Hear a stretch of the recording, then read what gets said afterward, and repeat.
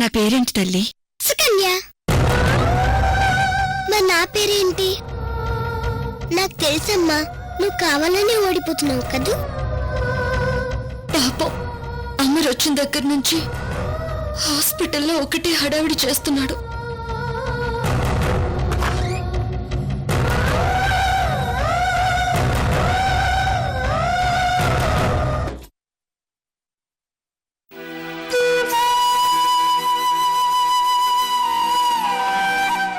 కిరణ్ రాలేడు రేణు.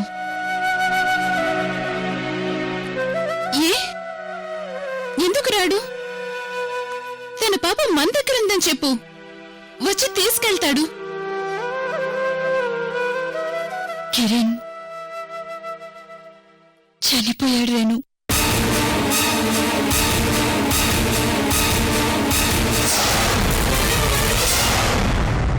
పాపం తను నా లైఫ్ని సేవ్ చేసి తన లైఫ్ని బలి చేసుకున్నాడు రేణు.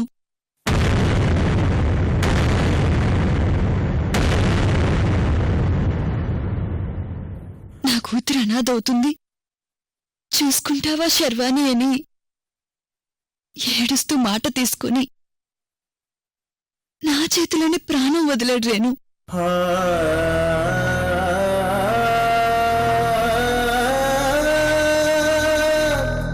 పాపం తను అనాథలా బ్రతికాడు.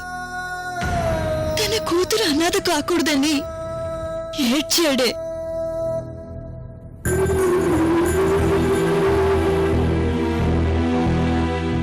చిన్న పాప రేణు నన్ను చూడగానే అమ్మా అని పరిగెత్తుకుంటూ వచ్చి గట్టిగా హక్ చేసుకుంది.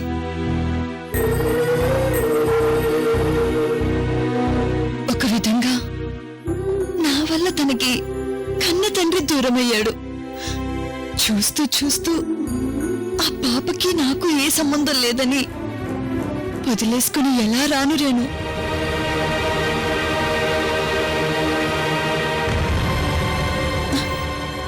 అందుకే ఆ పాపని ఇక్కడికి తీసుకొచ్చాను. నాకు అమ్మా నాన్న అక్క చెల్లి అంటూ నా అనేవాళ్ళు ఎవ్వరూ లేరు.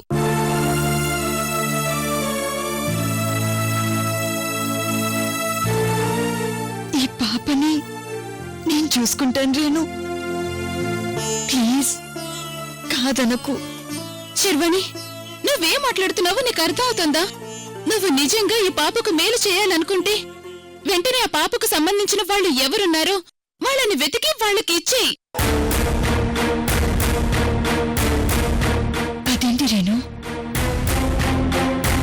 నేను ఈ పాపని దగ్గరికి తీసుకుంటాను అంటే దూరం చేసుకోమని చెప్తున్నావు? పాపం ఆ పసిపాప మొహం చూశాక కూడా నీకు సింపతి కలగడం లేదా? శర్వాణి, నేను ఒక తల్లినే, నాకు బిడ్డున్నాడు. ఆ పెయిన్ ఏంటో నీకంటే నాకే ఎక్కువ తెలుసు.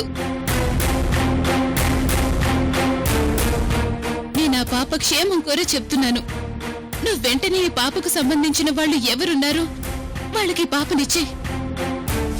అంటే నీకు నా మీద నమ్మకం లేదా రేణు? ఆ పాపకి తల్లిగా ఉండే అర్హత నాకు లేదా? అన్నీ ఉన్నాయి కాబట్టి చెప్తున్నాను శర్వాణి. ఒక ఊరు పేరు లేని నీరజ విషయంలోనే నువ్వెంత కేర్ తీసుకున్నావో నాకు తెలుసు. అలాంటిది ఈ పాప నువ్వు పెంచుకుంటే ఎంత బాగా చూసుకుంటావో కూడా నాకు తెలుసు. కానీ నువ్వు ఈ పాప మీద ఏ మాత్రం ఎఫెక్షన్ పెంచుకున్నా అది పాప ప్రాణాలకే ప్రమాదం. అదేంటి రేణు, నేను పాప మీద ఎఫెక్షన్ పెంచుకుంటే పాప ప్రాణాలకి ఎందుకు ప్రమాదం? శర్వాణి, నువ్వు నీరజు మీద పెట్టుకున్న ఎఫెక్షన్ వల్లే ఆ సత్యవతి మర్డర్ కేస్ నీ మెడకు చుట్టుకొని నువ్వు కోర్టు బోన్లో నిలబడే పరిస్థితి వచ్చింది. నీ జాబ్ లో అడుగడుగునా ఎవరో ఒకరు శత్రువులు ఎదురవుతూనే ఉన్నారు. ఆ శత్రువుల నుండి మనల్ని మనం కాపాడుకోవడానికి నానా అవస్థలో పడుతున్నాం. ఇప్పుడది చాలక మళ్ళీ ఈ పాపను కూడా ఈ సుడిగుండంలోకి తీసుకురాకు.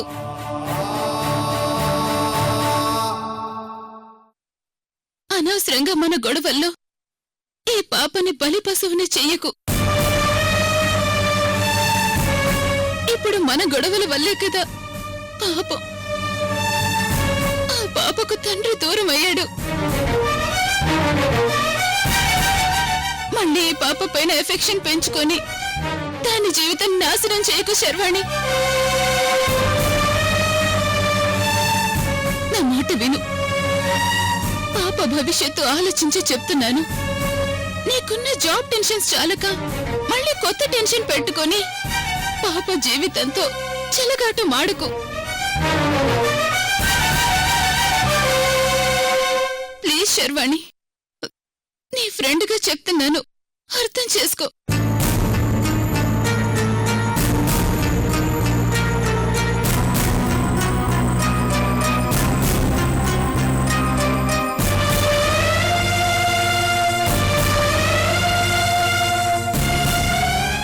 సరే, ఈ పాప మీద ఎఫెక్షన్ పెంచుకోను, సరేనా? సరే, వెళ్ళా పాపకి నిజం చెప్పేసి పాపకి సంబంధించిన వాళ్ళు ఎవరైనా ఉన్నారేమో కనుక్కో. నిజమా?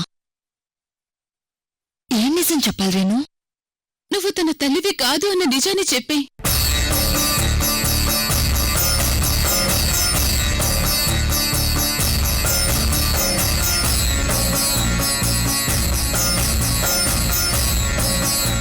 పాపం, ఆ అమ్మాయి నేనే వాళ్ళ అమ్మ అనుకుంటుంది.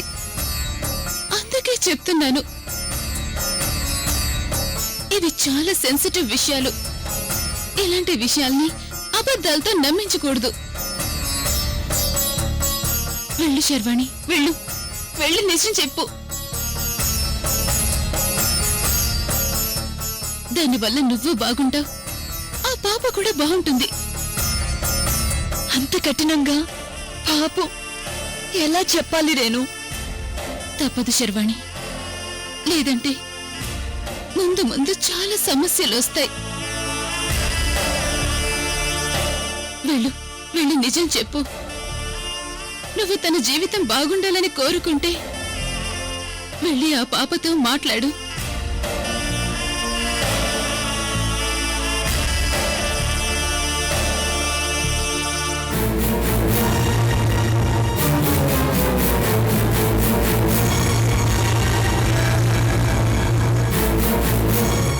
సరే రేణు.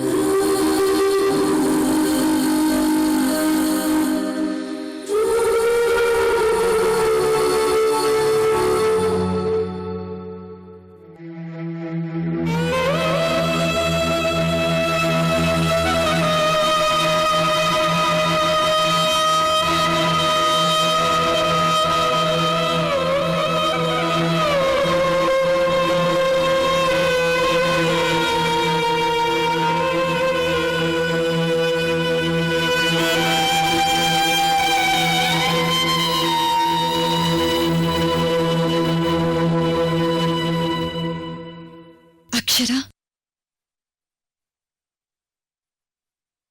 నేను నీకొక విషయం చెప్తాను. మా అమ్మ గురించా ఆంటీ?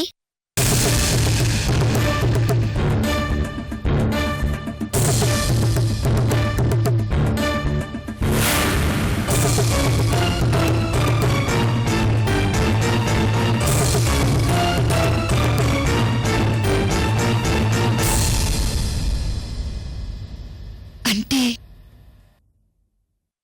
నేను మీ అమ్మని కాదన్న విషయం నీకు తెలుసా? మా అమ్మ చనిపోయింది కదా.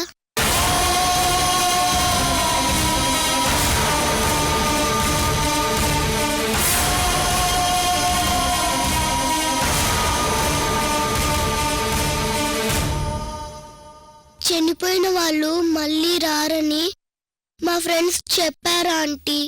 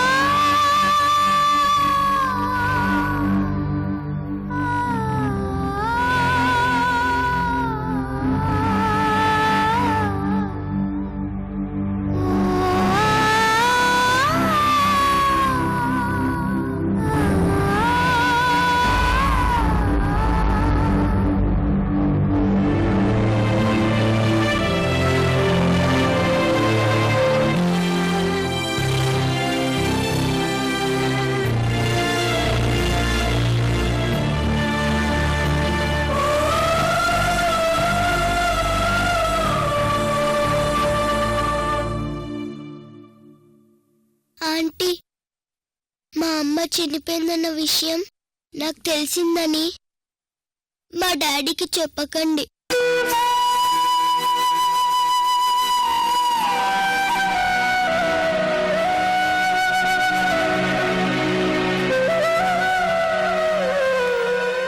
మా డాడీకి తెలిస్తే ఏడుస్తాడు.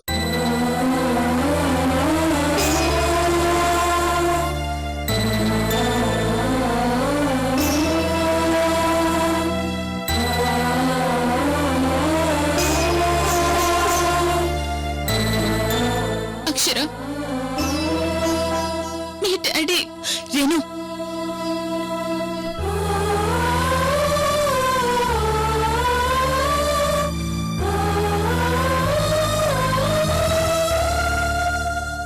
వద్దు రేణు. చిన్న ప్రాణం అన్ని బాధలు ఒకేసారి భరించలేదు. మెల్లమెల్లగా నేనే చెప్తాను. కొద్ది కాలం మన దగ్గరే ఉంచుకుందాం. ప్లీజ్ రేణు. సారీ శర్వాణి, పాప మంచి కోరి నేను నిన్ను బాధ పెట్టాల్సి వస్తుంది. ఆంటీ, మా డాడీ ఎప్పుడొస్తాడు?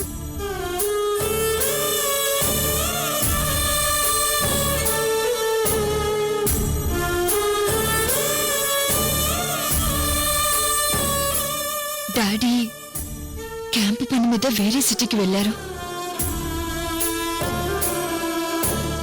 వారం రోజులు వస్తారమ్మా. అప్పటి వరకు నువ్విక్కడే నా దగ్గరే ఉందువు, సరేనా? సరే ఆంటీ. ఆంటీ, నిన్ను అమ్మ అని పిలవచ్చా?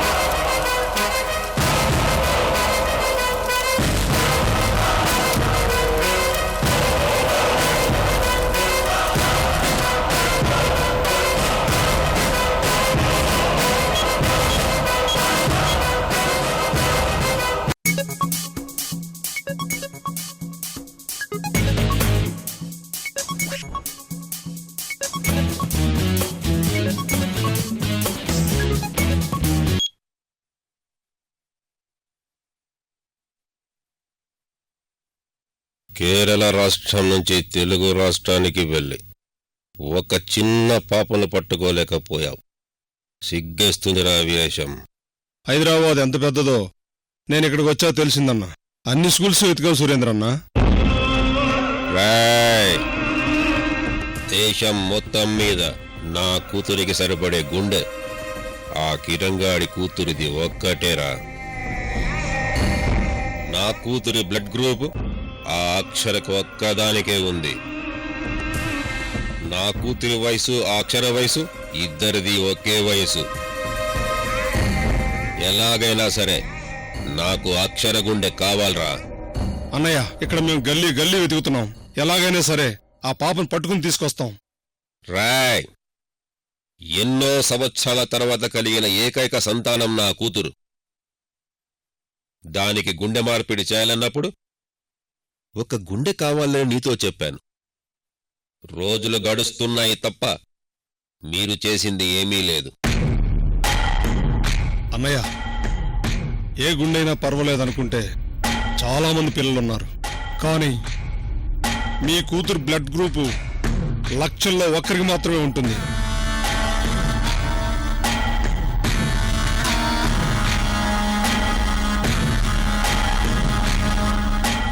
మన అదృష్టం బాగుండి మీ కూతురు ఈ అక్షర ఒకే వయసు ఉండబెట్టి సరిపోయింది.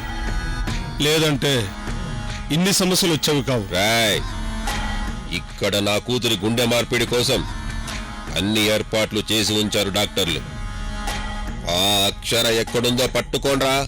దయచేసి తొందరపడకన్నా. నీ కూతురికి అనుకున్న టైంకి నేను ఈ అక్షర గుండెని తీసుకొస్తాను. నన్ను నమ్మన్నా. వీరేశం, నీ మీద నమ్మకంతో ఎదురు చూస్తున్నాను. అన్నట్టు ఈ రకం గుండె మార్పిడి సమస్య మీద ఏదో సినిమా కూడా తీశారా. మొన్ననే టీవీలో చూశాను. మనమా అక్షర గుండె కోసం వెతుకుతున్నామన్న విషయం మూడో కంటికి కూడా తెలియకూడదు. జాగ్రత్త. సరే అన్నయ్య, అక్షర్ను వెతికే పనిలోనే ఉన్నాను. కొద్ది రోజులు ఓపిక పట్టు. నేను ఈసారి త్రివేంద్రంలో అడుగు పెడితే ఈ అక్షర గుండెతోనే అడుగు పెడతాను. నీ మీద నమ్మకం ఉంది. ఆ నమ్మకంతోనే ఎదురు చూస్తూ ఉంటాను.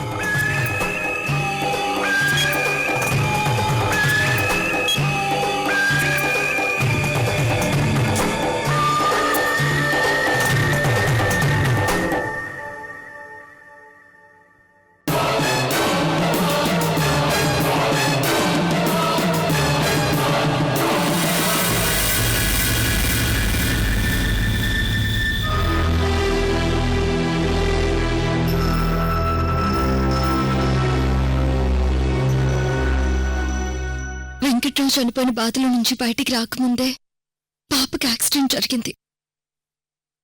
మా నందిని ఓదార్చలేకపోతున్నాను అంకల్.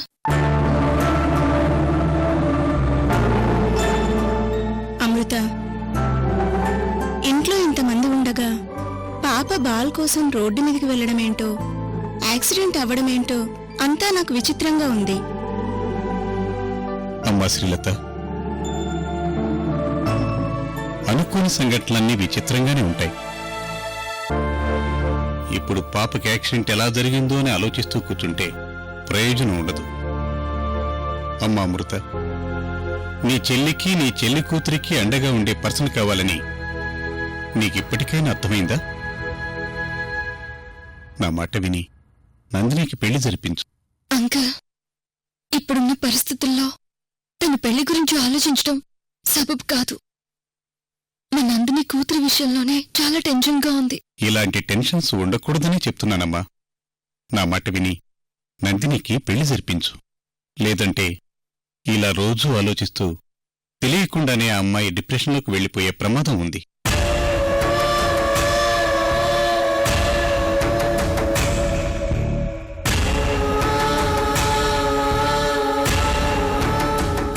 అది సరే అంకల్, పెళ్ళంటే మా నందిని కూడా ఒప్పుకోవాలి కదా. ఒకవేళ తను ఒప్పుకున్నా తనని పెళ్లి చేసుకున్న వ్యక్తి దొరకాలి కదా. అమృత, నందిని గురించి నాకు తెలుసు. నువ్వు చెబితే ఏదైనా వింటుంది.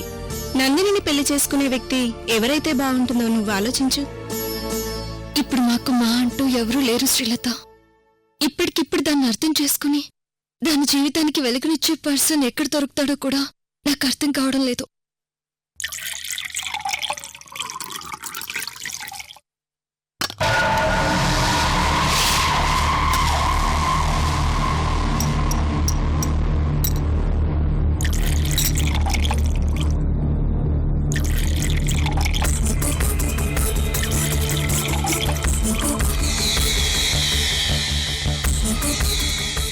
ఒరే అమరు, ఆడి ఎవ్వారం మంచి రెస్పెక్ట్లో ఉండాది. ఆ నందినికి పెళ్లి కొడుకు ఎవరైతే బాగుంటాదా అని అమృత ఆదికేశులు అక్కడ తర్జన పడుతుండారా.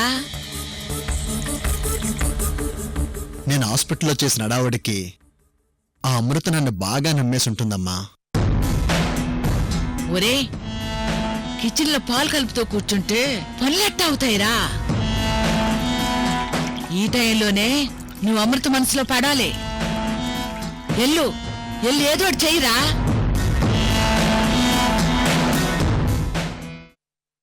అఫ్కోర్స్ కిరణ్ అనాథై ఉండొచ్చు, కానీ పాప మదర్కి సంబంధించిన వాళ్ళు ఎవరో ఒకరు ఉంటారు కదా. తనకి ఎవరూ లేరని చెప్పాడు కానీ తన భార్య కుటుంబం గురించి ఏం చెప్పలేదే.